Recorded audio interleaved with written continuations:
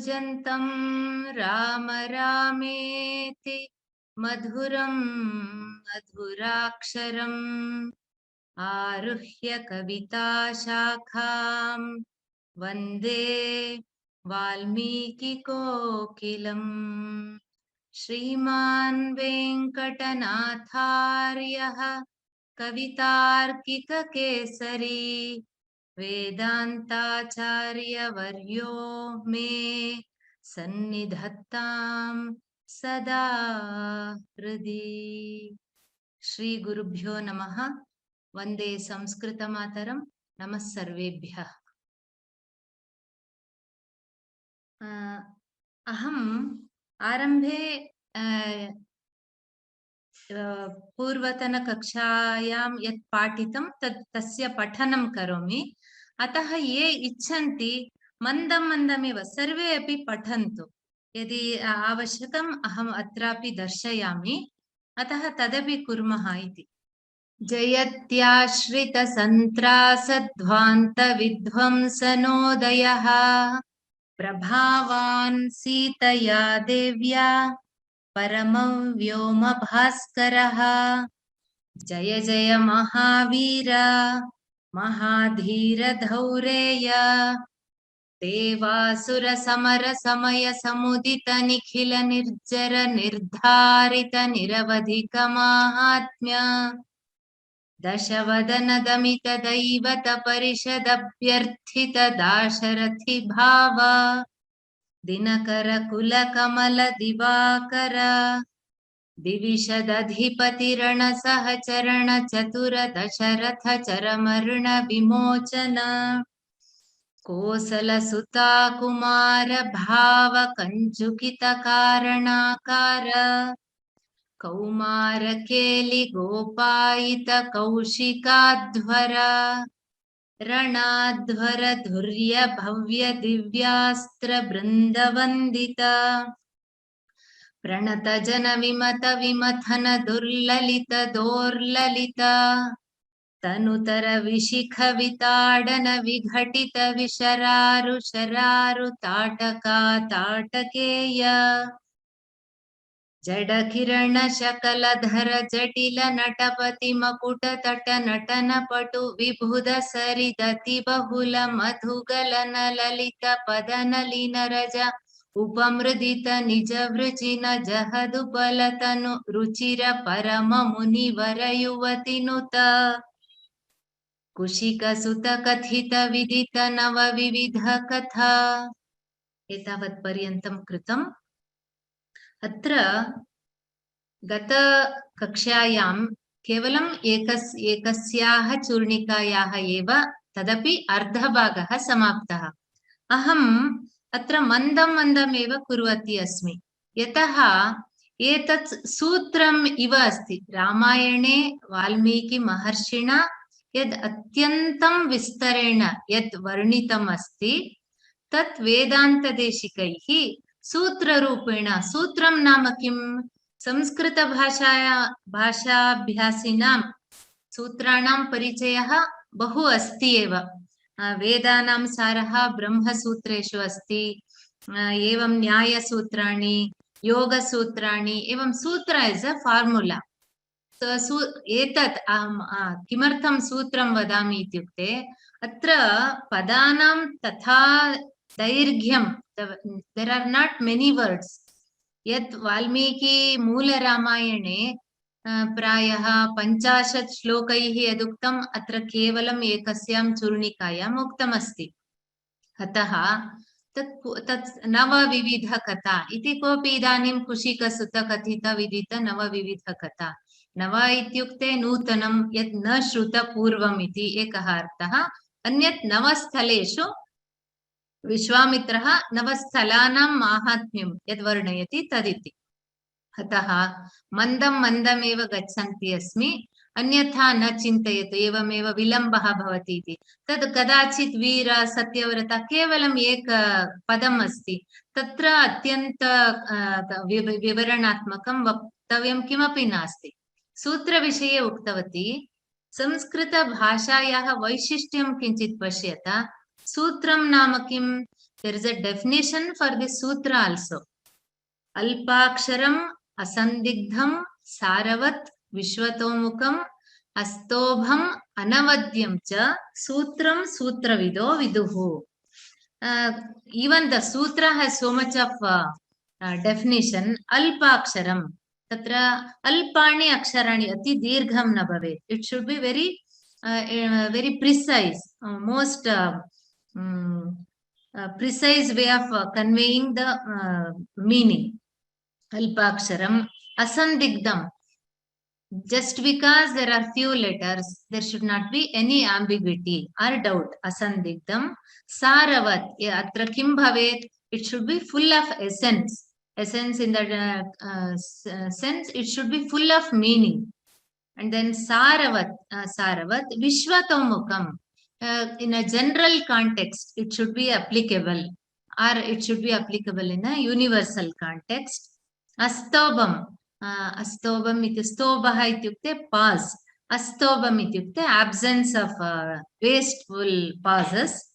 Anavadyam, blemishless ityukte sutra rupena yad asmakam purvajaihi athava rishibhihi yad kritam tat bahu it's such a beautifully defined characteristic this thing formula. So it needs lot of it's a complex process. Ataha atra Ramayanasya saraha ekaika sambodhane ativa laghu rupena asti किन्तु तत्र वक्तव्यं बहु अस्ति. अतः अत्र यद् उक्तं मया तद्दिने कथाः तद् अनन्तरम् अग्रे किं जातम् इति यदि लेखितुम् इच्छन्ति कथाः के इति अहं मन्दं मन्दं वदामि. प्रथमं कथाः काः इति वदामि. यदि लेखितुम् इच्छन्ति लिखन्तु. अनन्तरम् इदानीं वामनावतारकथा प्रायः सर्वे जानन्ति एव. यत्र आवश्यकता अस्ति केवलं तत्र वदामि. प्रथमकथा सरयू नद्याः विषये श्रीरामः पृच्छति. सरयू कथा इति लिखन्तु. तद् तत्रैव बला अतिबला विद्यायाः उपदेशः. द्वितीयकथा स्थाण्वाश्रम इति अङ्ग इति आश्रमः अथवा अङ्गदेशः यत्र मन्मथः शिवस्य नेत्राग्निना भस्मीभूतः तस्य अङ्गानि यत्र पतितानि सः प्रदेशः. तृतीयस्थलं ताटकावनं. तत्र ताटकायाः कथां कथयति. सा कथं तादृशी यक्षिणी कथं राक्षसी जाता इति. अनन्तरं सिद्धाश्रमकथा. सिद्धाश्रमे तेषां 6 दिनानि तत्रैव वासः भवति. यतः तत्र मारीच सुबाहु बहु ते अपि 6 रात्रौ एव यज्ञस्य तद् पूर्णाहुतिः भवति स्म. अतः 6 रात्रयः तत्रैव तेषां वासः भवति. सिद्धाश्रमकथा. अनन्तरं शोणा नदीतीरे. Sona is also a tributary of Ganga. Sona नदीतीरे विश्वामित्रस्य पूर्वजानां कथा. कुशः इति राजा तस्य कथा भवति. अनन्तरम् अग्रे गङ्गा नद्याः तीरम् आगच्छन्ति. गङ्गावतरणकथा. अनन्तरं तत् तीर्त्वा विशाला इति राजधानीम् आगच्छन्ति. तत्र विशाला इति स्थले समुद्रमथनकथा. अनन्तरं दितेः तपः पुनः 49 मरुद्गणाः तेषां जन्म तादृशकथा. अनन्तरं मिथिला प्रवेशात् पूर्वम् अहल्याश्रमः भवति. तत्र अहल्या कथा. अनन्तरम् अहल्या शापविमोचनं. तत् पूर्वमेव मिथिला प्रवेशात् पूर्वमेव शिवधनोः कथा तदपि भवति. तदेव कथाः केवलं 9 इति बहु भवन्ति. किन्तु 9 स्थलेषु एतादृश 9 स्थलेषु उक्ताः कथाः. अद्य तद्दिने ते सर्वे सिद्धाश्रमम् आगतवन्तः विश्वामित्रेण सह रामलक्ष्मणौ. तत्र तद् बहु सुन्दरम् आसीत्. परिसरः सुन्दरः आसीत्. सर्वत्र समृद्धिः, वृक्षसङ्कुलः, पक्षिणां कलरवः तत्सर्वम् आसीत्। रामः कुतूहलेन पृच्छति कथम् एतत् स्थलम् एवम् अस्ति इति। तदा विश्वामित्रः भवति अत्रैव पूर्वं त्रेतायुगे वामनः, विष्णोः पञ्चमः अवतारः वामनः अदितिकश्यपयोः पुत्रः, इन्द्रः अपि तयोः पुत्रः एव, अतः एषः इन्द्रस्य अनुजः भूत्वा तत्र जन्म प्राप्य आगच्छति, अतः तस्य उपेन्द्रः इति नाम अस्ति। सः बहुकालं तत्रैव तपः आचरितवान्, अनन्तरं बलेः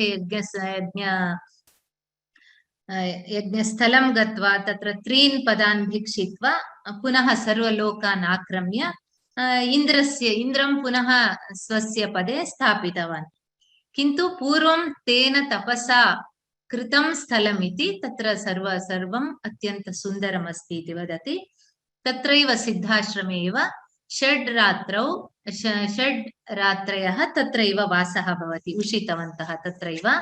यतः मारीचसुबाहोः प्रतीक्षा भवति स्म, यतः विश्वामित्रस्य यज्ञस्य समापनपर्यन्तं तत्रैव भवितव्यम् आसीत्। तौ द्वावपि बला अतिबला विद्ययोः प्रभावेण रात्रौ अपि ते न सुप्तवन्तौ। 6 रात्रौ ते एतौ मारीचसुबाहु मांस रुधिर इत्यादि अन्य वस्तूनि तत्र वर्षणं कुर्वन्ति यज्ञमण्डपे। किन्तु रामः बाणेन तं निरुध्य अनन्तरं मानवास्त्रेण 100 योजन दूरं क्षिपति मारीचं, सुबाहोः वधः भवति। एवम् अत्र मारीचसुबाहोः वधः भवति। अनन्तरं ते तत्र सर्वे ऋषयः मिथिलायां जनकः यज्ञमेकं कुर्वन् अस्ति, तत्र गच्छन्तु इति आदिशन्ति।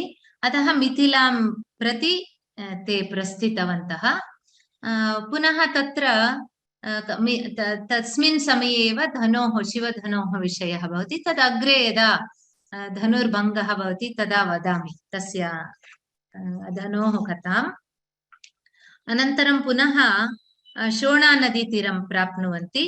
तत्र पुनः रामः कुतूहलेन पृच्छति तस्य स्थलस्य महिमानं, कः राजा आसीत्, कृपया वदतु इति पृच्छति। तदा तत्र पूर्वम् इक्ष्वाकुवंशस्य एव कुश इति श्रेष्ठराजः, तस्य पुत्रः कुशनाभः, कुशनाभस्य पुत्रः गादिः, यः विश्वामित्रस्य पिता।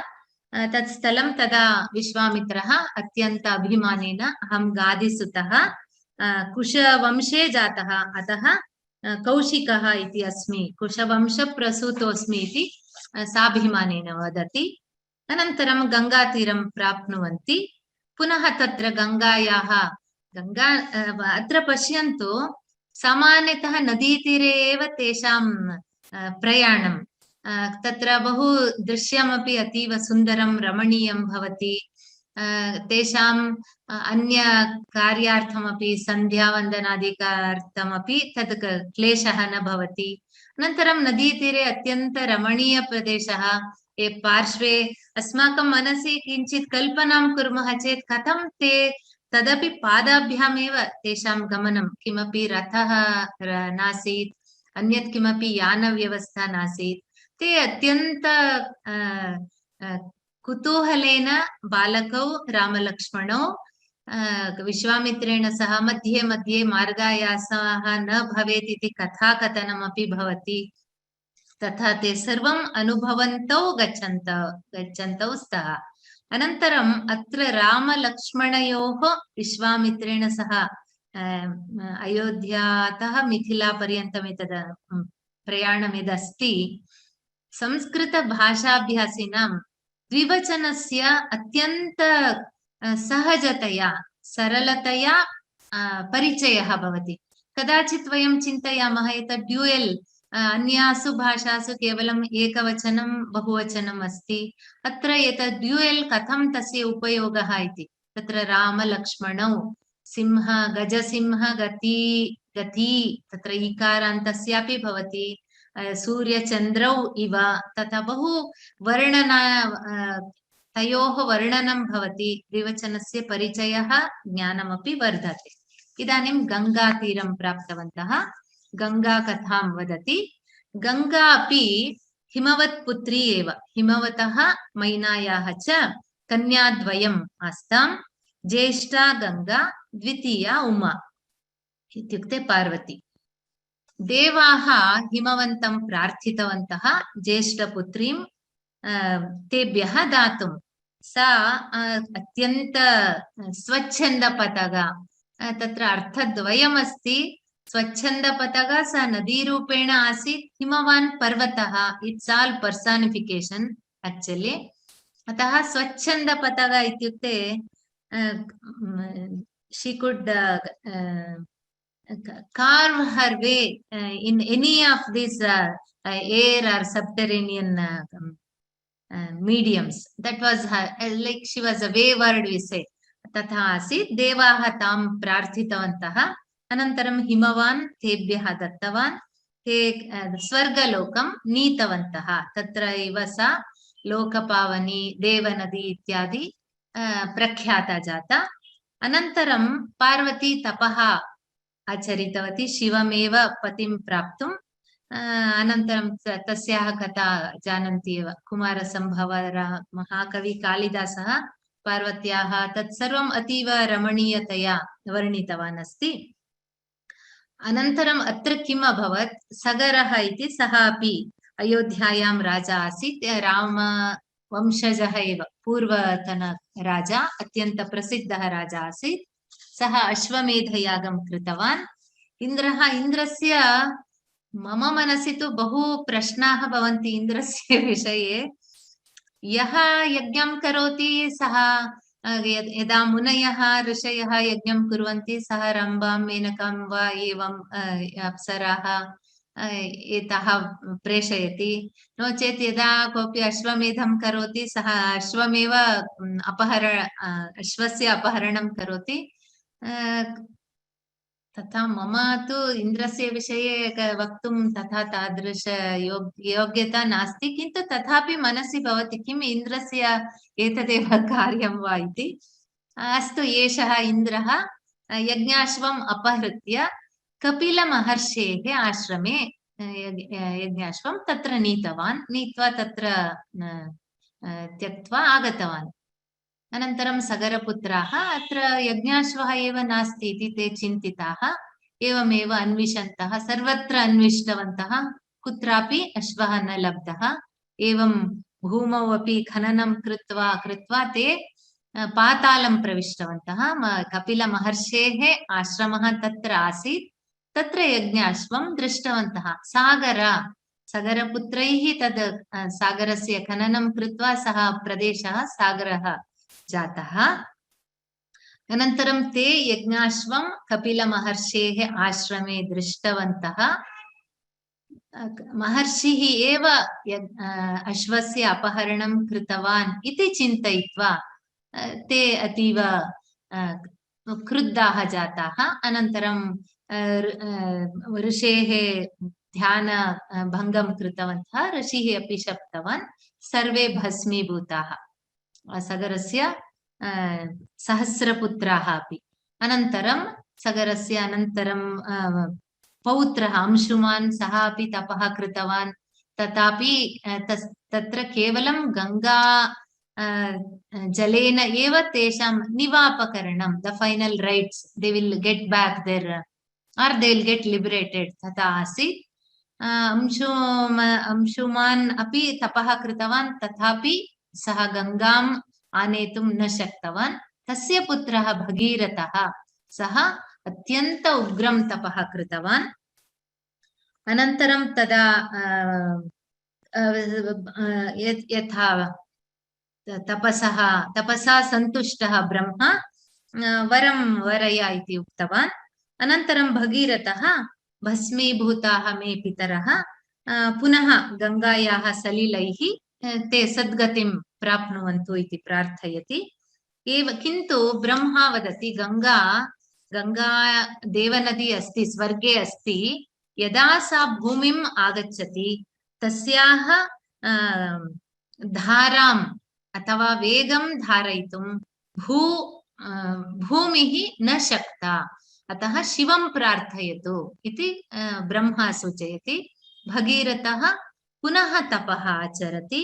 शिवः किं करोति, एषा अत्यन्त दर्पयुता अपि आसीत् गंगा, स्वरूपेण स्व वेगेन स्वस्याः स्वभावेन सा अत्यन्त गर्विता आसीत्। अतः शिवः किं करोति, एतस्याः गर्वभङ्गः करणीयः इति उक्त्वा तस्य जटायां तां बध्नाति। पुनः गंगा न दृष्टा। भगीरथः पुनः दुःखितः भवति। अतः पुनः तपः करोति। शिवम् उद्दिश्य सुप्रीतः शिवः गंगां बिन्दुसरः इति सरोवरे विसृष्टवान्, त्यजति।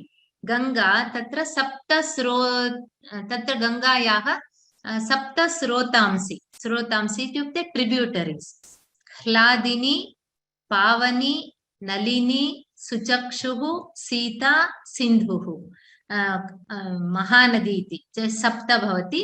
सप्तमा भगीरथम् अनुसृत्य गच्छति। गंगायाः एका धारा पुनः भूमौ आगच्छति। भूमौ तस्य तत्र ऋषयः मुनयः गंगायाः एतत् प्रवाहं दृष्ट्वा अत्यन्तं मुदिताः भवन्ति। एतद् गंगायाः नर्तनम् इति ते वर्णनं कुर्वन्ति। क्वचित् द्रुततरं मन्दं गच्छति, क्वचित् कुटिला गच्छति, कुत्रचित् गिरिशृङ्गैः पतित्वा तत्र जलधारा भवति। एवं गंगायाः वर्णनं बहु विस्तरेण अस्ति। वाल्मीकि रामायणे अन्यदेकं भवद्भिः सर्वैः एतत् एकवारं पठनीयमेव, भागशः पठन्तु। यतः वाल्मीकिः ऋषिः, तत्र आदिकाव्यम् इति the way he has described, it can be rise of the moon or सूर्योदयः अथवा नदी प्रदेशः, नदी तीरं, गंगावतरणं तु अत्यन्त अद्भुतम् अस्ति। कथं सा आगच्छति इति एतत् सर्वं पदानां परिचयः भवति। वर्णनं कथं प्रथमकाव्यं तत्, it has been the source of inspiration for everybody now, even to this day. If any movie director or anybody, if he is getting any new idea, this has already happened in Ramayana and Mahabharata. I need not talk about that also. Even whatever bad, whatever is happening also has happened in Mahabharata. But when it comes to descriptions, even Sundarakande, कदाचित् भाति, पुनः पुनः कतिवारं वदति महर्षिः एतानि एव पदानि इति। किन्तु we need that repetition to register in our mind. So such is the beauty, whether it is Ashokavana or Ravana's Antahpura or Pushpaka Vimana, it has to be read and enjoyed. अतः वाल्मीकि रामायणस्य वर्णनस्य विषये किं वदामः, सर्वे कालिदासः, भोजराजः, अन्ये ये सर्वे रामायणस्य अन्य काव्यानि लिखितवन्तः, ते भागशः स्वीकृत्य एव लिखितवन्तः। अतः मूलरामायणस्य पठनं कदाचित् सुन्दरकाण्डात् आरम्भं कुर्वन्तु, एकैक सर्गं पठन्तु, तदा केवलम् उच्चैः पठन्तु, पदानां परिचयः सुन्दरकाण्डः तु अत्यन्त अद्भुतम् अस्ति तत्र वर्णनम्। अतः तत्सर्वं गंगायाः अस्तु। मुनयः ऋषयः सर्वे गंगायाः गंगाप्रवाहस्य गंगानर्तनं, सा नटनपटु इति तत्र अस्ति। शिवस्य जटायाम् आसीत्, सा संसर्ग बलात् शिवः नटपतिः, अतः एषा अपि निपुणा जाता, नर्तनं कुर्वती भूमिम् आगतवती, पुनः भगीरथम् अनुसृत्य पातालं गतवती। तत्र सगरपुत्राः ये भस्मीभूताः तेषां सद्गतिः भवति। एवं अत्र मध्ये गङ्गाविषये यदा विश्वामित्रः कथां कथयति, हिमवतः पुत्री द्वयम् एवं, पुनः रामः मध्ये पृच्छति, तत्सर्वं समीचीनं, किमर्थं गङ्गायाः त्रिपथगा इति नाम इति पृच्छति। अतः एतां कथां वदति। त्रिपथगा तस्याः त्रिषु स्थलेषु, पथ इत्युक्ते मार्गः, स्वर्गं, स्वर्गलोके आसीत्, भूमिम् आगतवती, ततः पातालमपि गतवती, अतः त्रीन् पथः भावयति इति त्रिपथगा इति एषा। अनन्तरं तन्मध्ये किं भवति, भूमिं यदा आगच्छति तदा जह्नोः आश्रमं प्रविष्टवती। तस्याः प्रवाहः अत्यन्त वेगेन सा आश्रमं प्रविष्टवती। आश्रमे सर्वत्र जलप्रवाहः, अतः जह्नुः महर्षिः जह्नोः आश्रमं प्रविष्टवती, सः पीतवान्। अतः अनन्तरं पुनः भगीरथः तं प्रार्थितवान्। सः किं करोति, सः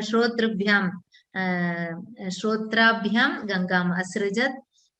अतः जह्नोः पुत्री जाह्नवी इति, जाह्नवी इति पदं जह्नोः पुत्री, सा पुत्री जाता इति जाह्नवी इति गङ्गायाः नाम। अनन्तरम् अन्ते पातालं प्रविशति, सगरपुत्राणां सद्गतिः भवति।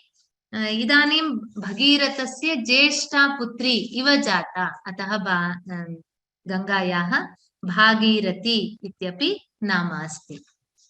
एषा कथा भवति। अनन्तरं पुनः अग्रे गच्छन्ति, तत्र समुद्रमथनकथा। यतः तत्र स्थलस्य नाम विशाला इति स्थलं, तत्र पुनः तत्रत्य कथां रामः श्रोतुम् इच्छति, के आसन् पूर्वम् इति, कथं विशाला इति नाम प्राप्तम् इति।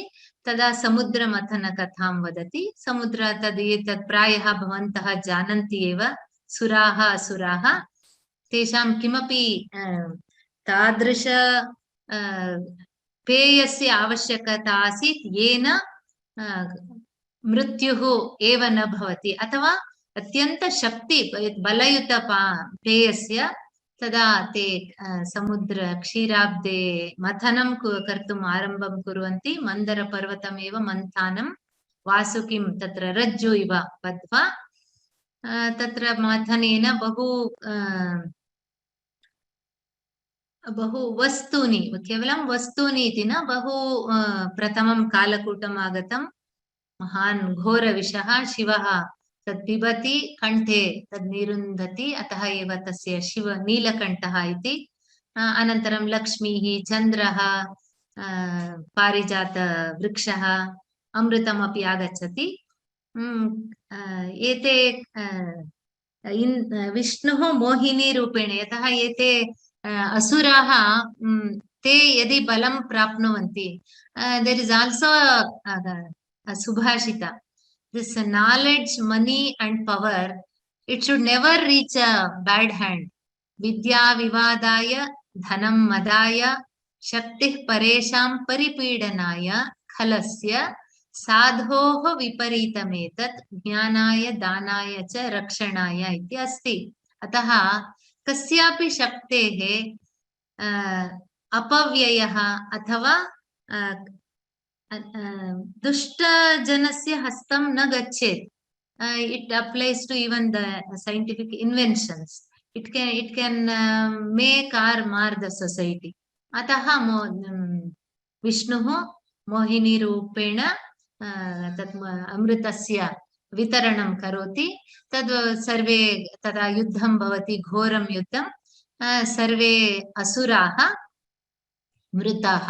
तदा दितिः असुरमाता, सा अतीव दुःखिता भवति। सा पुनः अस्मिन् प्रदेशे, अत्र विशाला इति अस्ति खलु, अस्मिन् प्रदेशे सा पुनः आगत्य कश्यपमुनिं प्रार्थयति, पुनः अहं सन्तानम् इच्छामि इति, पुत्रान् इच्छामि इति तत्र तपः करोति। पुनः तत्र इन्द्रः आगच्छति, किमपि एवं करोति, किन्तु तत्र 49 मरुद्गणाः, 49 विण्ड् गाड्स्, तथा तेषां जन्म भवति। विशाला इति राजा अपि आसीत् तत्र। अनन्तरं बहुकालानन्तरं तत्रैव प्रख्यातः राजा सः विशालः इति आसीत्। अतः तस्याः नगर्याः नाम अपि विशाला इति जातः। तस्मिन् वंशे काकुत्स्थः स एव एतत् सर्वं it's like a family tree. Vishwamitra is describing Sri Rama about his ancestors. एतेन किं भवति? एकं तु श्रीरामस्य तेषां विषये ज्ञानं भवति। ते कथम् आसन्, कियन्तः श्रेष्ठाः ते सर्वे, मया कथं भवितव्यं, यदा अहं राजा भविष्यामि मया कथम् आचरणीयम्, एतादृश these are all the practical lessons Vishwamitra teaches for Rama. एतस्य अनन्तरं किञ्चित् मिथिला गमनात् पूर्वं पुनः एकः आश्रमः तं पश्यति। तत्र किमपि निर्जनप्रदेशः, सर्वं यथा स्तब्धम् अस्ति, एव्रिथिङ्ग् इस् लैफ्लेस् तत्र। पुनः यतः it's a contradict, like very very one is very beautiful, the other place is very barren, no life, तथा अस्ति। अतः कारणं पृच्छति रामः। तदा सः विश्वामित्र ऋषिः अहल्या विषये, गौतम अहल्या विषये वदति। गौतमस्य आश्रमः सः। अनन्तरं तत्र गौतम महर्षिः यदा शापं ददाति तदा उक्तवान् आसीत्, बहुवर्षानन्तरम् अत्र दशरथपुत्रः रामः आगमिष्यति, तस्य सत्कारं करोतु, तावत्पर्यन्तं भवति अत्र शिला इव निराहार वातभक्षा भव इति वदति, अदृश्या भूत्वा इति तद्वद् उक्तवती। सा अदृश्या आसीत् वा अथवा पश्चात्तापेन शिलावत् अभवत् वा, तत् सर्वं तद् जानीमः वयम्। इदानीं सा रामस्य सत्कारं करोति, तदा पुनः पश्चात्तापात् सा एव दग्धा अस्ति, अतः पुनः प्रकृतिं प्राप्नोति। मुनिः अपि, गौतममुनिः अपि तस्य तपः सर्वं समाप्य तत्र आगच्छति। तयोः पुनः पूर्ववत् यथा पत्नीं पुनः अङ्गीकरोति, सः स्वीकरोति, एवं सर्वं भवति। एतस्य अनन्तरं ते मिथिलां प्रविशन्ति। इदानीम् अग्रिम चूर्णिकां पश्यामः।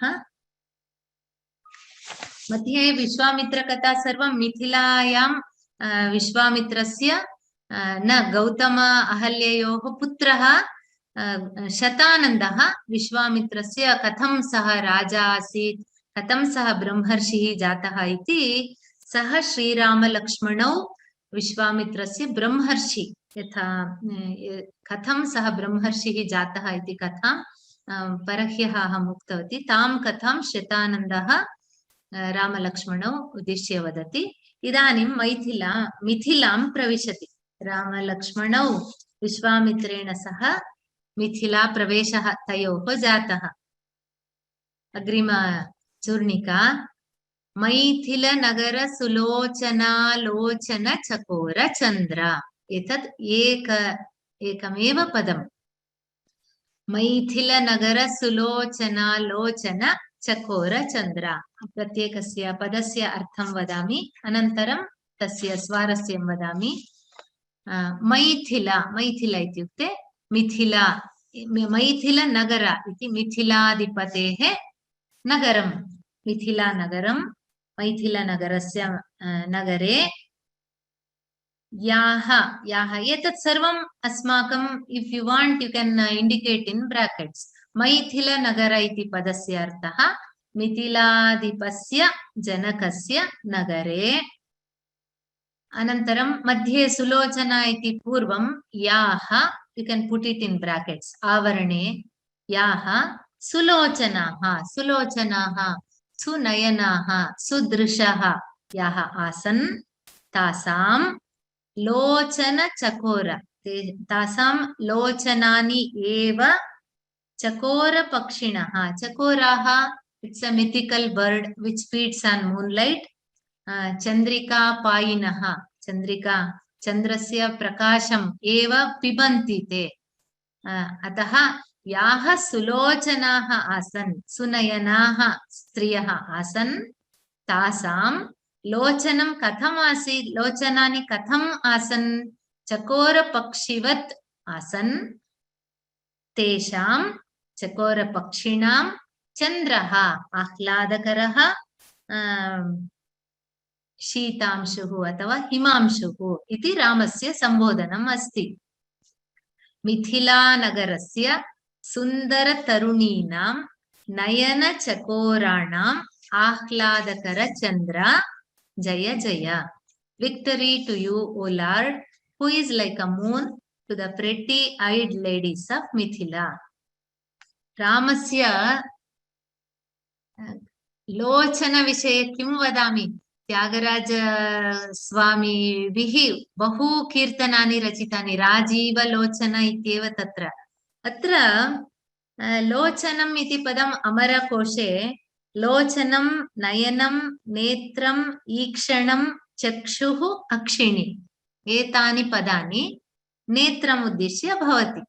किन्तु एकैकस्यापि यद्यपि तानि सर्वाणि समानार्थकपदानि, समानार्थक इत्युक्ते they're similar, not the same. आङ्ग्लभाषायाम् इदानीं सी इति अस्ति. See, look, glance, gaze, stare, एवं बहु पदानि. वाच्, वाच् इत्यपि अस्ति. एकैकस्य यद्यपि सर्वं दृष्टि सम्बद्धम् एव, एकैकस्यापि व्यत्ययः. There is a subtle difference between each world. Therefore अत्र लोचनपदस्य लोच्यते अनेन. मिथिला नगरे it will be Rama is gazed, मन्त्रमुग्धाः भूत्वा राममेव पश्यन्ति. अत्र वाल्मीकि महर्षिः सः अतृप्तः रामं किं वर्णयति सः? तत्र रामायणे एव अस्ति. यः पिबन् सततं रामचरितामृतसागरम् अतृप्तस्तं मुनिं वन्दे प्राचेतसम् अकल्मषम् इति अस्ति. वाल्मीकि महर्षेः रामस्य सौन्दर्यकथने, रामस्य चारित्र्यकथने, रामस्य अयनम् इत्युक्ते तस्य कथा, चरितकथने तृप्तिः एव नास्ति. अतृप्तस्तं मुनिं वन्दे प्राचेतसम् अकल्मषम्. तथा पुनः पुनः रामस्य सौन्दर्यवर्णनं भवति. तत्र अयोध्याकाण्डे एवम् अस्ति. न हि तस्मान् मनः कश्चित् चक्षुषी वा नरोत्तमात् नरः शक्नोत्यपाकृष्टुम् अतिक्रान्तोऽपि राघव. अस्य अर्थः किम्? Even when Sri Rama had passed by, सः अग्रे यदा गच्छति, no man, then what to talk about women? No man would turn his mind or eyes away from that jewel among men. Pumsam mohana rupaya, pumsam drishti chittapahariणे इति तत्र विविध श्लोकेषु एवं भवति. सः वर्णयति. गजसिंहगति वीरौ पद्मपत्र विशालाक्षौ अश्विनाविव रूपेण समुपस्थित यौवनौ. They have all qualities. You can just visualize Rama and Lakshmana walking, and all the whole crowd. मिथिलायां वार्ता सर्वत्र. इदानीं तु वैरल् इति वदामः. कुत्रापि इन्स्टाग्राम् तत्र कुत्रापि पोस्ट् करोति, एक क्षणाभ्यन्तरे सर्वत्र या कापि घटना भवतु सर्वैः ज्ञातुं शक्यते. किन्तु एतत् सर्वं तदा न आसीत्. तथापि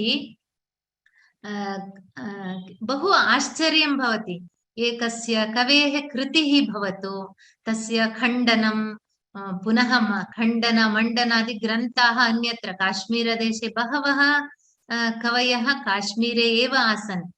यत् काश्मीरदेशे यत् कविः लिखति तस्य इदानीं जगन्नाथः दक्षिणे आसीत्, सः एवमेव खण्डनग्रन्थं रचयति। तत् अतीव आश्चर्यं भवति। तदा एतादृश सम्पर्कव्यवस्था अथवा माध्यम एतत् इदानीं यदस्ति तत् पूर्वं कथम् आसीत् इति न जाने। अस्तु, श्रीरामः मिथिलाम् आगच्छति। रामलक्ष्मणौ विश्वामित्रेण सह मिथिलां प्रविशन्ति इति वार्ता सर्वत्र, मिथिलानगरे वार्ता सर्वत्र प्रसृता। जनाः अत्यन्त कुतूहलिनः, श्रीरामः आगच्छति, दशरथपुत्रः कथम् अस्ति इति तं द्रष्टुं, तस्य विषये बहु श्रुतवन्तः। इदानीं साक्षात् तत्र दर्शनम्। प्रायः पुरुषाः मार्गे एव, मार्गपार्श्वे उभयत्र ते स्थितवन्तः। महिलाः किं? महिलाः तथा आगन्तुं ताः किञ्चित् लज्जावत्यः।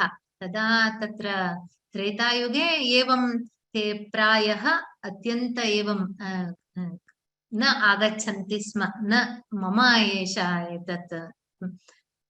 अतः ते किं कुर्वन्ति, तेषां गृहे गवाक्ष वातायनानि भवन्ति, तत्र तेषां मुखानि एवं स्थापयित्वा श्रीरामस्य दर्शनं कुर्वन्ति। केवलं नेत्रयोः दर्शनं। तत् कथं, तस्य किञ्चित् कल्पनां कुर्वन्तु। एकं वातायनम् अथवा गवाक्ष लघु एतत् अस्ति द्रष्टुं। तत्र रामः यदा एवं पश्यति, केवलं they are like bees or like some and moving beautiful eyes, or as if fish मीनलोचन्यः तद्वा तथा केवलं the movement of the eyes तद् पश्यति। अनन्तरम् अन्यः एकः श्लोकः अस्ति, यश्च रामं न पश्येत् यञ्च रामो न पश्यति निन्दितः स भवेल्लोके स्वात्माप्येन विगर्हते। पुनरेकवारं पठामि। यश्च रामं न पश्येत् यं च रामो न पश्यति निन्दितः स भवेल्लोके स्वात्मापि येन विगर्हते। किं तस्य अर्थः? यश्च रामं, यः रामं न पश्येत्, he who did not behold Rama, or he who did not see or gaze Rama, and whom Sri Rama did not notice, was indeed despised in the eyes of all men. Even his own self would reproach him. इत्युक्ते रामस्य लोचन सौन्दर्यं तथा अस्ति। अतः मैथिलनगर सुलोचनाः, अत्र सुलोचना इति पदम् अत्र किं, पूर्वं यदा कामदहनः भवति, कामः दग्धः, तदा तस्य पत्नी रति पुनः अत्यन्त दयार्द्रदृष्ट्या शिवं प्रार्थयति।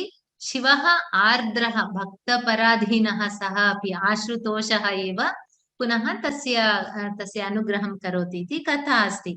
अतः यैः विलोचनैः त्रिलोकीमपि वशीकुर्वन्ति। त्रिलोकी इति तस्य शिवस्य नाम।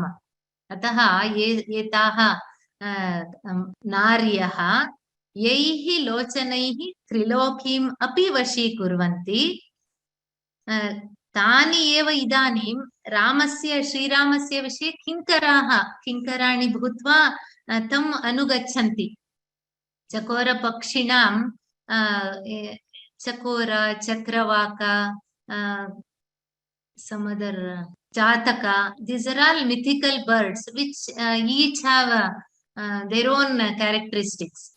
Chakora Pakshinah Visheshaha ityukte te kevalam Chandrika Painaha ityukte they drink moonlight ityukte tesham anyat kimapi aharaha na avashyakam kevalam Chandrika darshanameva आह्लादकरः भवति।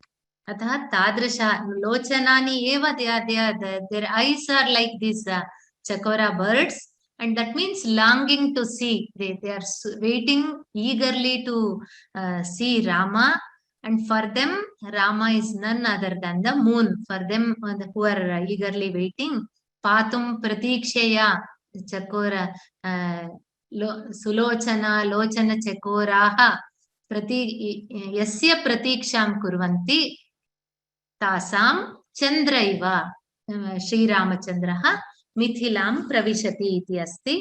अतः अनन्तरम् अत्र चकोराणां चन्द्रं विना अन्यत् किमपि एतत् नास्ति, इच्छा नास्ति। एतासामपि महिलानां वनितानां रामदर्शनमेव तेषाम् अत्यन्त आह्लादकरम्। चन्द्रस्य आह्लादकरगुणः अस्ति केवलं रामस्य नाम्ना सह रामचन्द्र इति। तत्र कथा अपि अस्ति, यदा रामः लघुबालः आसीत्, चन्द्रं दर्शयति, कौसल्या तत्रैव बालेन सह क्रीडन्ती आसीत्। रामः तद्दिने पूर्णिमा आसीत्, रामः चन्द्रं पश्यति, बहु आकृष्टः, चन्द्रस्य अत्यन्त सौन्दर्येण आकृष्टः। सः देहि इति वदति। माता किं चिन्तयति, ओ एषः भोजनम् इच्छति इति। सा अन्तः गच्छति, अत्यन्त स्वादिष्टं भोजनम् आनयति, तं स्वीकरोतु इति वदति। एषः न अहं चन्द्रम् इच्छामि, देहि देहि इति वदति। तदा माता कथं चन्द्रम् अहं कथं ददामि इति चिन्तयति। एषः तु रोदितुम् आरम्भं करोति। राजकुमारः सः, तत्रापि बहु वर्षानन्तरं दशरथस्य पुत्रप्राप्तिः। एतस्य रोदनस्वरं श्रुत्वा सः अपि आगच्छति, कारणं पृच्छति। ओ किं करोमि, कथं चन्द्रं ददामि इति सः अपि बहु चिन्तितः भवति। तत्र कथायाः पाठान्तरमपि अस्ति। दशरथः एव चन्द्रं दर्शयति दर्पणे इत्यपि अस्ति। अन्यत्र कैकेयी, सा तु रामम् अत्यन्तम् इच्छति। भरतस्य अपेक्षया रामे तस्याः अधिकस्नेहः प्रीतिः। स्नेहः इत्युक्ते प्रीतिः एव, अण्टु इति वदामः। स्नेह जिड्डु, तद् यथा तिलस्य भवति तैलं, तथा स्नेहः। सा किं करोति, दर्पणमेकम् आनयति, चन्द्रस्य प्रतिबिम्बं दर्पणे दर्शयति। अन्य पाठान्तरे किम् अस्ति, दशरथः दट् स्टाण्डिङ्ग् मिरर् सः आनयति, रामं स्व अङ्के आरोपयति, अङ्के उपाविश्य तत्र दर्पणे चन्द्रं दर्शयति। अनन्तरं रामस्य मुखमपि चन्द्र इव। प्रतिदिनं यदा रामः चन्द्रं दर्शयितुम् इच्छति स्म, तदा एवं करोति स्म इति। अतः रामचन्द्र इति नाम अभवत् इति एका कथा अस्ति। अनन्तरं सः तस्य सर्वं सूर्यवंशे जातः, पुनर्वसु नक्षत्रे जातः, शुक्लपक्षे, तत्सर्वं सूर्यस्य बहु they are all these are very favorable to the sun. अतः चन्द्रः अतीव खिन्नः जातः। एषः रामः वदति इति केवलं कथा, मम नाम्ना सह चन्द्र इति स्थापयामि।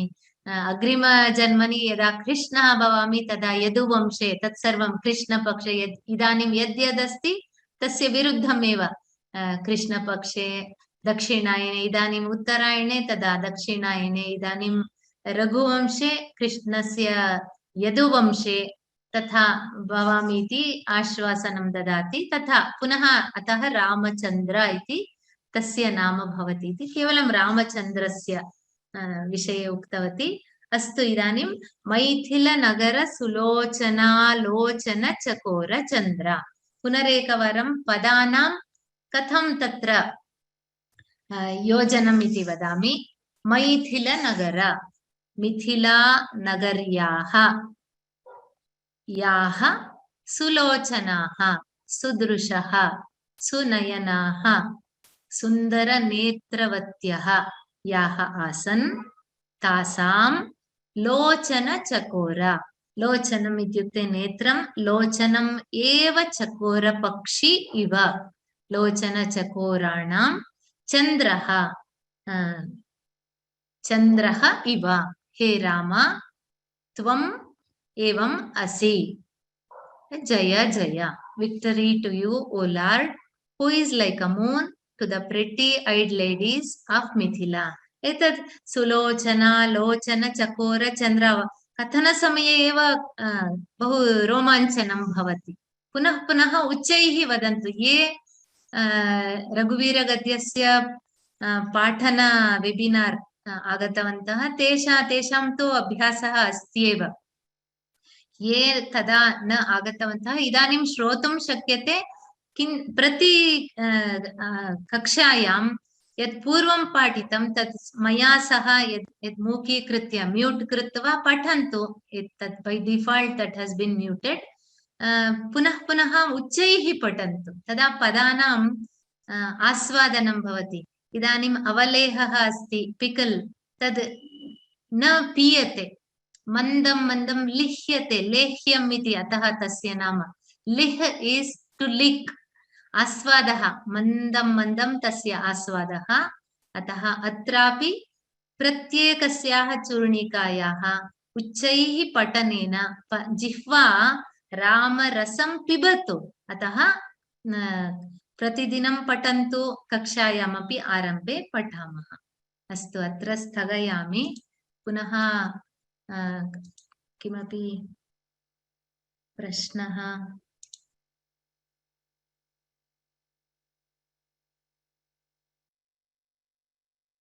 Each line there is a number. That is the number of that line, Sambodhanam. There are 94 Sambodhanas. Chaturnavati Sambodhanani santi. Sambodhanam is addressing Rama with each line is an adjective. The line sometimes it runs to 2-3 lines. Sometimes it is just one addressing. So the number is just one Sambodhanam.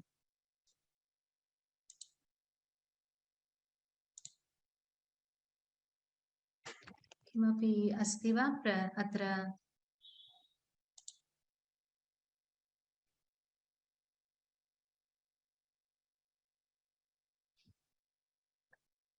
अयोध्याकाण्डे सप्तदशकाण्डे न 17 सर्गे that talks about Rama visiting Dasharatha. That is there, that description is about the next day Rama's Yauvarajya Abhishekah. He is going to be coronated. At that time, all the people, they also, the Purajanaha, Ayodhya Vasinaha api tadeva ichchati. Sumantra, Dasharatha has sent Sumantra to get Rama Lakshmana. But before that, this Kaikeyi episode has happened. But how Rama walks in the streets of Ayodhya, that description comes there. So in Ayodhya Kanda, you can refer.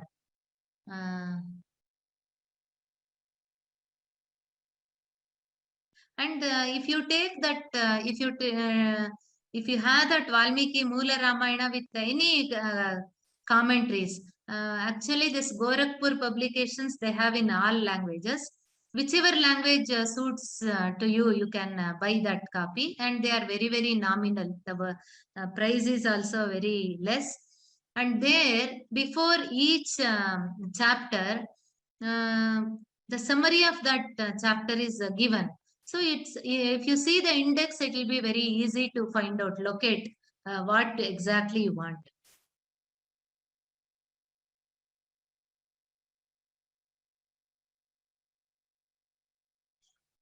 Kimapi pruchati. What is it? What is the vigraha for Chakora Chandra? Chakoranam Chandraha. Lochanani eva chakoraha. Lochana chakoraha. Tesham Chandra or Lochana Chakoranam Chandra. Praptam iti manye.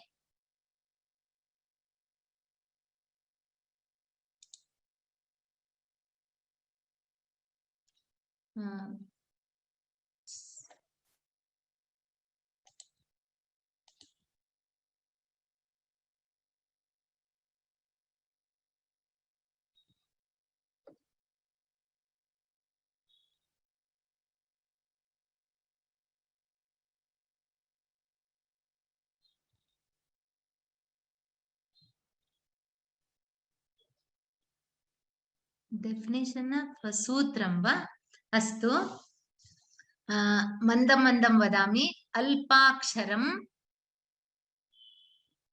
यदि लेखितुम् इच्छति चेत् because these are all very as you are all so much interested in Samskrita, for especially for our children, for the younger generation, these are all like punch liners. They will the fascinating things about Samskrita. Everything, like for example, Einstein's theory of relativity, E is equal to mc squared. Everybody, include whether they know they are a student of physics or not, E is equal to mc squared. सर्वे जानन्ति. किन्तु E इत्युक्ते किं, m इत्युक्ते किं, c square किं, कोऽपि न जानाति अथवा प्रायः सूपर्फिशियली तस्य अर्थं जानाति. सूत्रस्य तथैव इदानीम् अष्टाध्यायी माहेश्वरसूत्राणि, पाणिनिसूत्राणि, ये पंडिताः सन्ति एकैकस्य सूत्रस्य अति दीर्घ व्याख्यानं कर्तुं ते समर्थाः. That is the beauty of our ancestors, where everything has been very in precision. They have given the essence of that, like a seed. Just as a seed contains thousands or lakhs of fruits. अस्तु पुनः मन्दं मन्दं वदामि अल्पाक्षरम् असन्दिग्धम् सारवत् विश्वतोमुखम् अस्तोभम् अनवद्यं च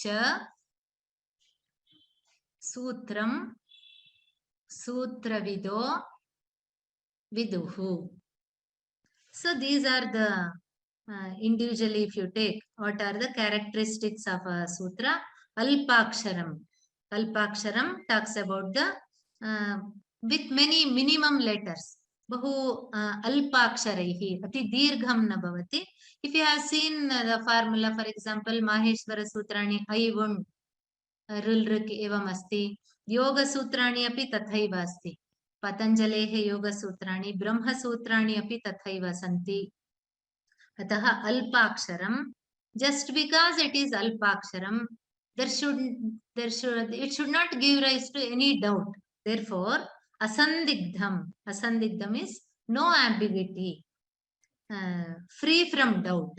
Asandigdham. Saravat, full of essence, or pregnant with meaning. Saravat. Vishwatomukham. Vishwatomukham, it should be applicable in a universal context, in the sense that generalizable. It should be applicable. Alpaksharam asandigdham saravat vishwatomukham. Vishwatomukham is that. Astobam. Astoba is usually, it refers to that Vedic chanting where that pause and other things are taken. Yeah, we don't call yati. A sort of tatra Geetalapa Puranaksharaha. That all these they come and it should not be any wasteful pause like that. Astobam. Anavadyam. Anavadyam, blemishless in the sense it should be complete in itself. In no way it should give us a feeling that it is incomplete. This is the sutram. Sutravido viduhu. Sutravidaha ityukte ye sutra vichaye jnaniनः सन्ति. सूत्रस्य लक्षणम् एवमिति वदन्ति.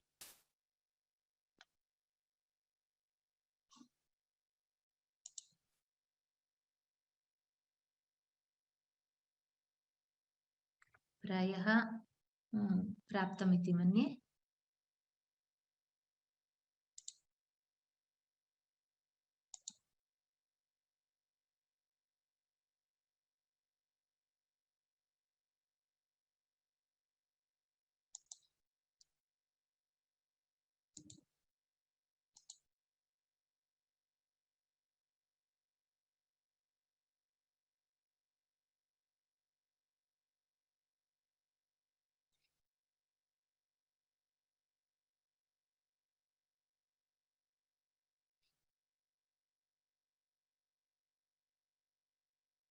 अस्तु, अद्य समापयामः।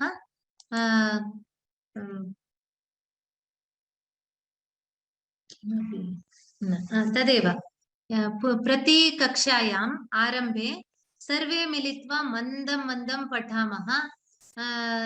That in that जडकिरण जहदुपल विबुध सरित्, that now you know Vibhuda Sarit is Ganga. So Vibhuda Sarit, and you can actually take pause, and Ati Bahula Madhugalana, that also you can do.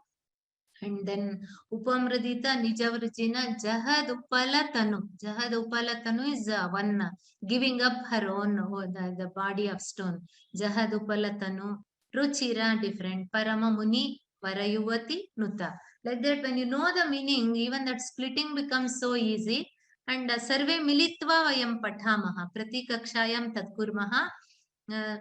Any new this thing that we do, it needs lot of practice, so that then only it registers here properly. Atah tad kurmah. Kavitarkika simhaya kalyana gunashaline Srimate Venkateshaya Vedanta Gurave Namaha. Sarve bhavantu sukhinah, sarve santu niramayaha, sarve bhadrani pashyantu, ma kaschid dukkha bhag bhavet. Om Shanti शांति शांतिः। धन्यवादाः। शुभरात्रिः। पुनर्मिलामः सोमवासरे।